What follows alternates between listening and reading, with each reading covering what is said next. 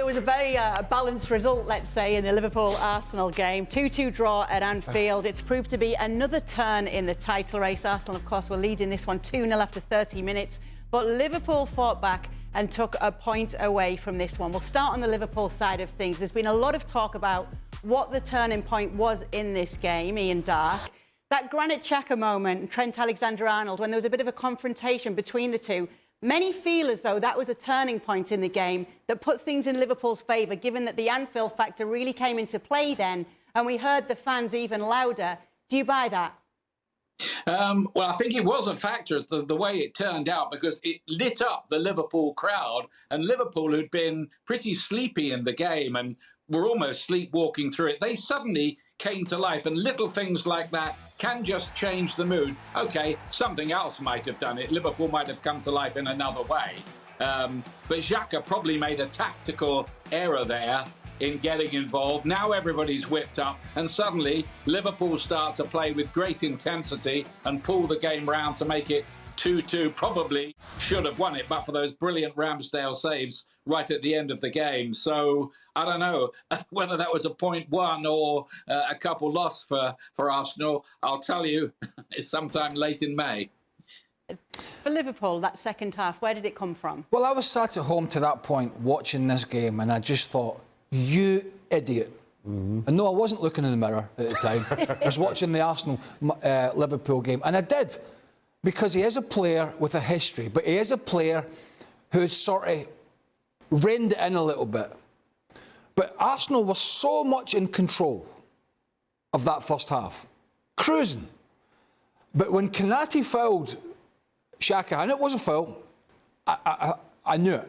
I know he's going to go, and he's going to lose it, and the next person, he's going to foul them, he's going to rile them, and then he puts the head out. He doesn't headbutt, but they go head to head. There's no real damage done. But in terms of the concentration level, Arsenal, where everybody was concentrated, he was focused on the game, they had great shape. All of a sudden, that stramash and the crowd up and, you know, Xhaka losing it for a bit, it did have an effect. Now, it was not the only thing. They got caught out for the first goal, the goal at the back post, to make it 2-1 before half-time, which I think was a big factor. And then Liverpool really pressed higher. And it was not a good Arsenal performance in the second half, I have to say. Some of Ramsdale's saves, holy smokes. I mean, top drawer. But yeah, I think somehow Arsenal had this game by the scruff of the neck and somehow just I mean, for example here, just basics. You know, he can't allow a little nutmeg there from Trent Alexander-Arnold. So yeah, Liverpool excellent in the second half. But I think the Xhaka situation certainly had a small factor in maybe a loss of concentration. I think it was a huge factor. At that incident, I started screaming at my television screen, what are you doing? Exactly.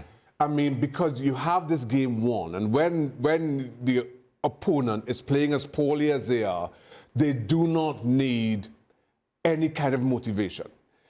When we've sat in dressing rooms where we've not been playing well, and sometimes from you, all it takes is you want somebody to fly in with a tackle, something to get you sparked. You don't give the opponent that when they're playing poorly, when you're playing that well. And why it's doubly disappointing, all season long we've been saying maybe what will come back to haunt Arsenal is the youth of the squad, the inexperience of the squad. Granit Xhaka is one of the most experienced players in Arsenal. He's the kind of player that everybody else is looking to. He should not be making that kind of a mistake because it costs. So while it's just one thing, and yes, you can say it got the Liverpool crowd up, from the time it happened, I feared the absolute worst, and so it proved. To the point, Zinchenko coming across and getting nutmeg from Trent Alexander-Arnold. Again, another one of the most experienced players, but I kind of sympathise. I just thought that was filthy from Trent. I'm not sure what else Zinchenko could have done to avoid that. Keep his legs closed. Don't dive in. He was you could see him at pains trying to keep his legs closed as he got close. I put that down to Trent Alexander-Arnold more so than. Well, Zinchenko's a wonderful footballer, and we've seen him going into midfield like Man City have done, and he does it. And he's had a very good season. He's had some injuries, but to be honest with you, Kieran Tierney's a better defender. Kieran Tierney is a better defender. And he'll probably offer you just as much going down the left-hand side and whipping balls in. Now, he won't be able to go into midfield and play that role Zinchenko did. But let me just also say briefly about Xhaka, he's one of the most physical midfielders in the Premier League who could not, after that point, could not make a tackle because he was on a yellow card. Yeah. Stupid yellow card. So, once again, he's put himself in a position in one of the biggest games of the season. Now, if he gets booked for a late tackle, I really don't have a problem with that. That's part and parcel of the game. But as a central midfielder myself, when you're in the engine room, you've got to make tackles, you've got to try and toe poke things away. You've got to be physical in 50-50s. If you get yourself yellow carded for stupidity so early in the game, you're walking the finest of tightropes. And if anybody tells me that doesn't affect your game, they don't know what they're talking about. Because your game in the middle of the park is not only to play, but it's to go and win second balls. And he knew in his head, and to be fair, obviously he didn't make any of those challenges, but that affects the performance. When those 50-50 balls are about, does he put his foot in there to try and poke it away and nick it and they can go in the counter-attack? No. He's hesitant, he stands off, because he's made a stupid decision early in the game, now he can't do his job properly. I really hope, for all he's done this season, and he's done it well, that Mikel Arteta pulls him in and says, listen, screw the head between now and the end of the season. No more stupid decisions, no more stupid yellows. Be physical, be yourself, but come on. Don't get involved in situations that are unnecessary. And just obviously in that situation as well, we know that the stadium got really loud there, Ian, and we see it for many as a turning point. How do you think the Arsenal players overall, though, even aside from that decision, dealt with the Anfield atmosphere? Do you think they were fazed by it? No, I don't think they were fazed by the atmosphere. Not really, no.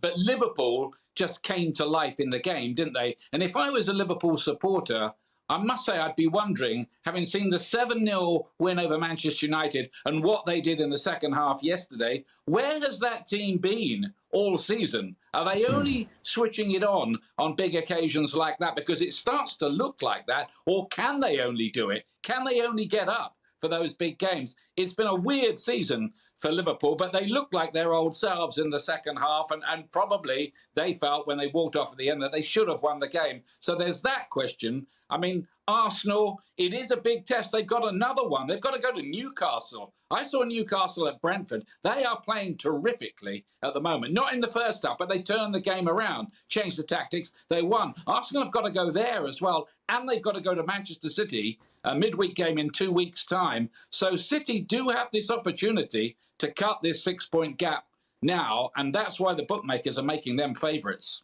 Yeah, the bookies don't have Arsenal as favourites anymore. Have you changed your mind on that? No, I'm going to stick with them because, as Ian said, yes, there are some big hurdles to get over.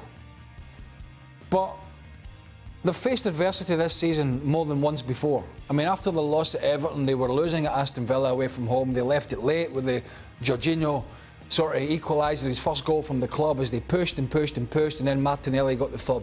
I thought that was a big statement. There have been even the Bournemouth game at home when they were losing against a team threatened with relegation, came back with that late goal from Reece Nelson. So they've faced adversity before, but I understand a lot of people out there, because of the performance in the second half, just automatically think that this Arsenal team are going to fold. And I just don't see it that way. I mean, they did not play well at Liverpool against one of Liverpool's better performances, and there's not been many this year, but one of Liverpool's really on-song second half. And yes, Salah missed a penalty, but they were a few minutes away from taking 3 points. And you can't play well all the time. So I'm sticking with Arsenal. I think it's going to be tight, and obviously it's a blow for them. But they've picked themselves off the canvas before this season, and whilst they're not on the canvas after that game, they're certainly on the ropes a little bit. You're sticking with them, Shaka? I am. But only just. As Ian mentioned, they have to go to both Manchester City and Newcastle. Newcastle, a very difficult place to go at the best of times. when the team is playing this well, doubly so. But they entertain Chelsea and Brighton at the Emirates, and I think that is huge in terms of them being at home in two of their toughest tests. City also have to go to Brighton, and everything we've seen of Brighton shows how good a team they are. And then because of City's success and all the clubs in Europe, they can't even put the Brighton game into the fixture. So now I wonder, as City's season goes on, if they get through against Bayern Munich in the Champions League, and then they have 2 more dates in Europe to somehow fit in, City will be playing every single weekend and midweek. They may even have to double up on the midweeks to get it all in before the end of the scheduled season. And I think that comes back to catch up with them. So even if City beat Arsenal at the Etihad, I just don't see them going perfect otherwise.